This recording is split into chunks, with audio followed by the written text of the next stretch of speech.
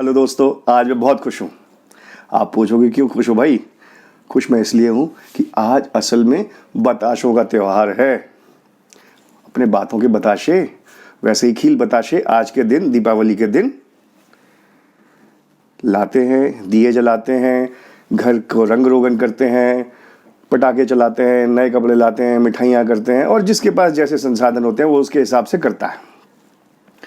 मैं आज इस कोरोना काल में मुरझाए हुए मनों को, जो रुपए पैसे की तंगी से, नौकरियों के जाने से और अलग अलग कारणों से जो मन मुरझाए हुए हैं, उन मनों को जगमगाने वाली दीपावली की बात करने वाला हूँ। वो दीपावली जिससे मन जगमगा जाए, मन के भीतर रोशनी हो जाए। अगर आप मूल रूप से देखें तो दो ही चीज़ें हैं जिसके लिए हम दीपावली पर्व के सिंबल के तौर पे जिसको इस्तेमाल करते हैं या जिसकी कमेमोरेट करते हैं, याद करते हैं, जिसकी वजह से दो ही चीज़ें हैं। पहली चीज़ है भगवान श्री राम की अयोध्या में वापसी, दूसरा लक्ष्मी देवी की पूजना। अब अगर हम लक्ष्मी पूजन से पहले हम भगवान राम के बारे में चर्चा कर लेते हैं। पंडित भीमसेन जोशी और लता मंगेशकर जी ने एक भजन गाया है, राम का गुणगान करिए, राम प्रभु की भद्रता का, सभ्यता का ध्यान धरिए या ध्यान करिए, जो भी लाइन है। भगवान राम जो हैं, बचपन में छोटे में कुछ समय रामचरितमानस पढ़ने के बाद फिर बाद में मैं काइंड ऑफ मॉडर्न हो गया और अपने ट्रेडिशंस, अपनी सभ्यता, अपनी संस्कृति के बारे में मुझे लगा कि यार ये मतलब कैसे भगवान दिखाते हैं, चार हाथ वाले हैं, कोई उल्लू पर बैठा हुआ है, कोई कुछ है। पर उस समय मेरी जो बाल बुद्धि थी या कम समझ थी, वो इस बात को नहीं समझ पाई या इस बात को अप्रिशिएट नहीं कर पाई कि ये रूप है, गुण नहीं। गुण पर चर्चा करनी ज़रूरी है, क्वालिटी, उसके भीतर वैल्यू क्या है, सब्सटेंस। हम फॉर्म से ज़्यादा सब्सटेंस पर ध्यान दें, गुण क्या है, गुण पर चर्चा करें। भगवान राम की भद्रता और सभ्यता को समझ लेते हैं। यंग राजकुमार है, शादी करके आया है, यंग वाइफ है, एयर अपेरेंट है, राजा बनने वाला है और पॉलिटिक्स के चलते उसको आदेश कर दिया जाता है कि तुम चले जाओ। चाहता तो विद्रोह कर देता है, हमारे यहाँ इतिहास में कि लोगों ने विद्रोह किया है और बाप को गद्दी से उतार दिया है। भगवान रामचंद्र ने ऐसा नहीं किया। एक सन्यासी के कपड़े पहने, पत्नी की जिद पर और भाई की जिद पर, उन दोनों को लेकर के साथ चल पड़े। एक ऐसी अवस्था में महलों का राजकुमार सन्यासियों की तरह जी रहा है, 14 साल के लिए जंगल जंगल भटक रहा है, बेहिसाब मुसीबतें भुगतता है। उसके बावजूद भी उसकी भद्रता में, उसकी सभ्यता में, उसकी मित्रता में, उसकी वीरता में कोई फर्क नहीं आता। क्यों नहीं आता? क्योंकि उसका मन उस शक्ति पुंज से दैदीप्यमान है, जगमगा रहा है उसका मन, उस प्रभु का मन जगमगा रहा है। उसकी वजह से वह सभ्य है, भद्र है। शबरी के जूठे फल खाता है। लोग कास्टिज्म, ट्राइबलिज्म, इसके चक्कर में ना पड़े। सिंपल स्टोरी को समझ लें कि आप अगर हायर स्ट्रेटा ऑफ सोसाइटी को बिलोंग करते हो और उसके बावजूद भी यदि आप किसी गरीब कमज़ोर आदमी से, कोई आपको प्रेम से कुछ दे रहा है तो आप उसको प्रेम से ग्रहण करते हो। सिर्फ यही मैसेज है इसके पीछे, इसके नीचे और आगे पीछे जाने की ज़रूरत नहीं है। दूसरा, रावण युद्ध में हार जाता है, उसकी मृत्यु के वो मरने वाला है, तो वो लक्ष्मण को ये कहते हैं हारे हुए शत्रु के साथ को कैसे ट्रीट करें। और यदि उससे अपने शत्रु से भी कुछ सीख सकें तो वो सीखें। रावण के बारे में लक्ष्मण से कहते हैं कि जाओ इनसे ज्ञान लो। समुद्र से पहले प्रार्थना करते हैं और जब वो नहीं मानता और रास्ता नहीं देता तो तब ही क्रोध करते हैं। यानी पहला जो है, पहले बार ही नहीं सीधे तलवार निकाली और युद्ध की घोषणा कर दी, ना ना, ये तरीका ठीक नहीं। बाकायदा प्रार्थना करते हैं, अनुनय विनय करते हैं, और जब वो नहीं मानता तब फिर अपना धनुष उठाते हैं। ये सभ्यता और भद्रता, वीरता, तीन जो गुण हैं राम के, कमाल के गुण हैं। यदि आप और हम अपने जीवन में इनको लाने की कोशिश करें तो हमारा जीवन मन जो है कोरोना से की वजह से जो भी आपाधापी या जो भी नुकसान हुआ है उससे लोग उबर सकते हैं। भद्रता, सभ्यता, वीरता, इट डजंट कॉस्ट यू, इससे कुछ खर्चा वर्चा नहीं लगता है, मुफ्त में आती है। भद्रता भी, सभ्यता भी और वीरता भी, सिर्फ मंशा चाहिए। दूसरा आते हैं हम लक्ष्मी पूजन पे। उसमें भी हमारे लोग क्या करते हैं कि उसको आस्था के रूप में देखते हैं। मैं कहता हूं आस्था को फिलहाल थोड़ी देर के लिए छोड़ दो। आप हमारे लोगों का क्रिएटिव जीनियस समझो।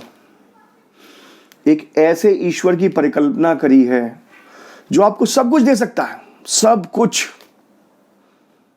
धन दे सकता है, गोल्ड कॉइन्स, मनी, धान्य, मटेरियल वेल्थ, एग्रीकल्चर प्रोड्यूस भी उसमें शामिल है, पर धान्य एसेंशियली एग्रीकल्चर प्रोड्यूस होती है। तो धन, धान्य, वीर, धैर्य, लक्ष्मी के 8 रूप हैं और उन 8 रूपों को अष्ट लक्ष्मी स्तोत्रम करके एक वो है, वो जिसमें गॉडेस लक्ष्मी के बारे में 8 उनके रूपों पर चर्चा की जाती है।